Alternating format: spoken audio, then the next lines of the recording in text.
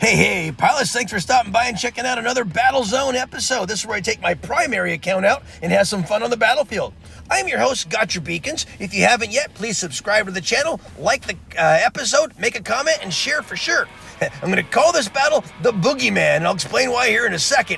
It actually features, there you go, he's my newest build. He is a Prisma Erebus, and I think this bot is going to be one of the most exciting builds in the game. I am a beaconeer, as you all know. I am all about catching the beacons and winning the battle based on beacon domination and beacon control and beacon management. Part of that is obviously monitoring the beacons, protecting them from getting captured, as well as obviously capping them. Well, I usually start off domination in a more of a support bot where I can support the team, whittle down the reds, whittle down their resources, and then toward the second half of the battle, go ahead and clean up on beacons. And that is how I've always played this game. Now, normally on a battle like this, or on a map like this, I would open up with either Major Pain or some other bot that could go around and whittle away the reds. Well, I have come across this newer build, the Erebus, which has a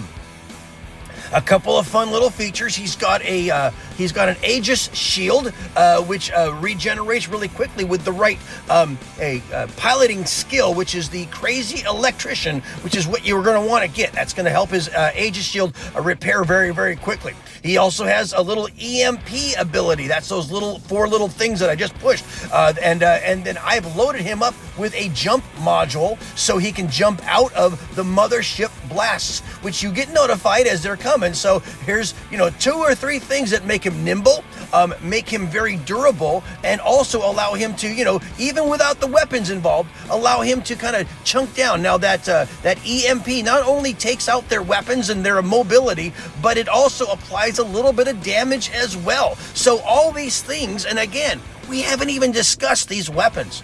These are Prismas. This is another newer weapon. I've got a set of them on here. Now these ones are at level. This is my primary account, so these are at MK 112. So they're about as high as they can get in the Mark 1 level. And obviously I can Mark 2 them and Mark 3 them if I want to. But they are a very unique weapon. They are really obviously for sniping. They're more powerful as you move away in distance. They're laser beams. They kind of remind you of a flux when they're firing, but unlike a flux, the further you are away, the more damage they produce. So what better could you get on one single bot? And look at the amount of damage that those things do. And again, this is Mark 12, or this is Mark 1, level 12. There's a Fafnir coming out. I can just waste this guy down. It's amazing how much damage these guys do. And then on top of that, I got the Aegis shield, which protects me. On top of that, I got the EMP, which protects me. And there's another one. I think it's the same thing, but it's just now it's a matter of who's better at using structure and everything else. And this is just I've got a little duel going with that guy over there. Now I'm calling this the Boogeyman because this guy here, he is the Boogeyman. He's got so much stuff going for him. He's more powerful. Those Prismas are powerful enough to take down Mings and the Fafnirs that fly around, and they do it from a distance. So from a very guarded position, I could be a very big impact on supporting my team and whittling down the Reds' resources, and I can do it so well that and as long as my team is out there grabbing beacons, we're in good shape. Now here's what I've seen. We're inside the time warp. I've been yapping away. I can see that for some reason or other, we're not doing so good on the beacons. And you know why? I'm sure I know why. I'm sure you know why, because I have one too.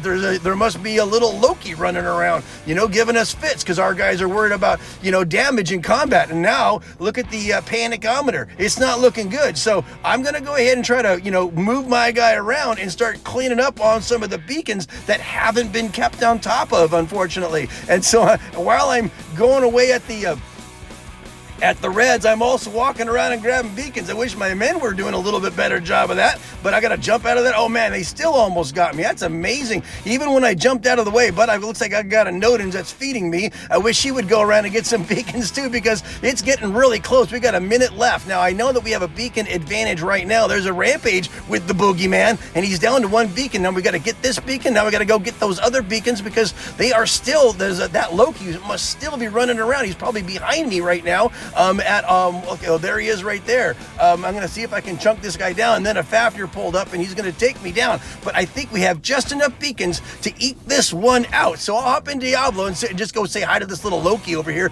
who's probably thinking he's doing his best. And he is doing his best, but unfortunately it wasn't just quite enough. But that battle was won, as you could see, by the Boogeyman. Look at all that damage that he did. The one bot, and obviously if there was a few more, then there were some good guys on my team, great pilots on both sides for sure. That one guy got 9 beacons on the other side and a couple other beaconeers over there, so good for them. But you can see why I call this guy the Boogeyman. Hey, thanks so much for watching. Please subscribe to the channel if you haven't yet. Definitely make a comment about what you think, and share your opinions. That'd be great. And definitely, if you see your name, thanks for the game. Peace out, guys.